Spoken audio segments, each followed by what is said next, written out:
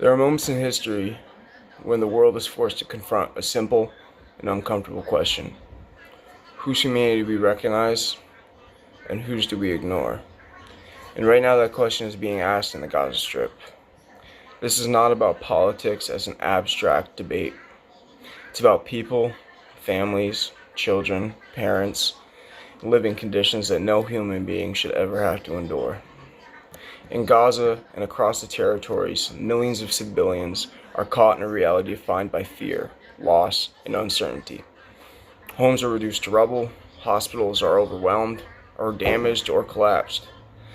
Access to clean water, food, and electricity have been severely limited, and these are not distant statistics, these are daily realities. International humanitarian law is built on a simple principle. Even in war, there are rules. Civilians must be protected, collective punishment is prohibited, and access to basic necessities, food, water, and medical care is not optional, it is a right. Organizations like United Nations and Amnesty International have repeatedly raised alarms about the humanity conditions in Gaza. They documented shortages, displacement, and the immense toll on civilian life. And behind every report is a story.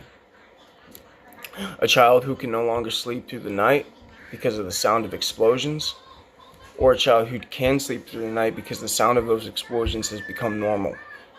A parent who cannot find medicine for their child, a family forced to leave everything behind not knowing if they're ever going to return. We have to be honest about what this means. When civilians cannot access clean drinking water, it's not just an inconvenience, it's a violation of dignity.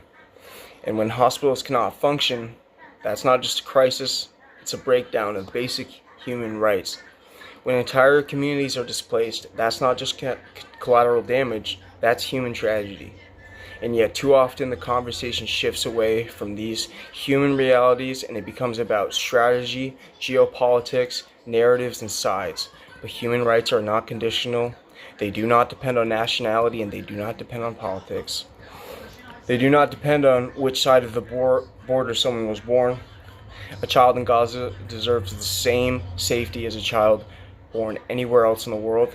A family in Gaza deserves the same access to food, water, and shelter as any family anywhere else. This is not a controversial statement. It is the foundation of human rights.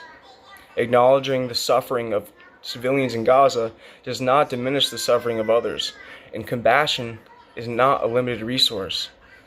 Recognizing one group's humanity does not